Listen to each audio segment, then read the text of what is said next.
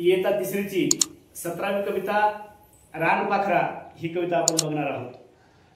तुम्ही अनेक रानपाखरं बघता, पक्षी बघता, चिमण्या, कावळे, मोर अशा अनेक पक्षी तुम्ही बघता, बरोबर आहे की नाही?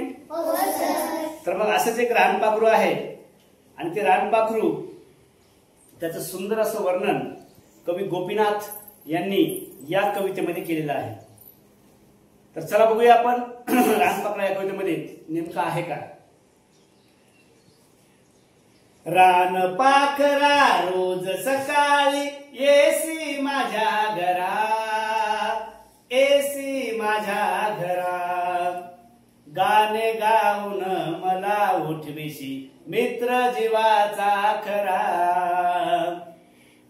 रानपाखरा रोज सकाळी येसी माझ्या घरा, येसी माझ्या घरा, गाणे गाऊनी मला उठविशी मित्र जीवाचा खरा। शरीर निळसर शोभे झालर,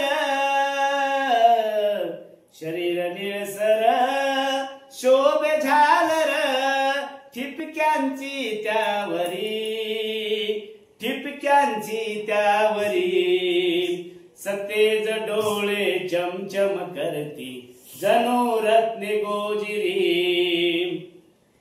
पाय चिमुकले पंख चिमुकले देह तुझा सानुला, देह तुझा सानुला, अफाट आभाळातून कैसे उडता येते तुला।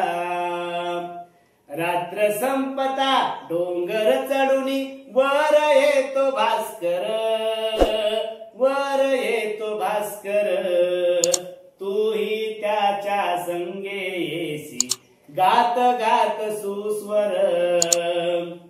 तुझ्या सारखे जावे वाटे उडत मजेने वरी, उडत मजेने वरी, नेसिल का मज तुझ्या बिराडी बसवून पंखावरी, नेसिल का मज तुझ्या बिराडी बसवून पंखावरी। माय तुझी येईल सूर्य येईल भेटायला, मजाच होईल सख्या पाखरा नेई एकदा मला, मजाच होईल सख्या पाखरा नेई एकदा मला।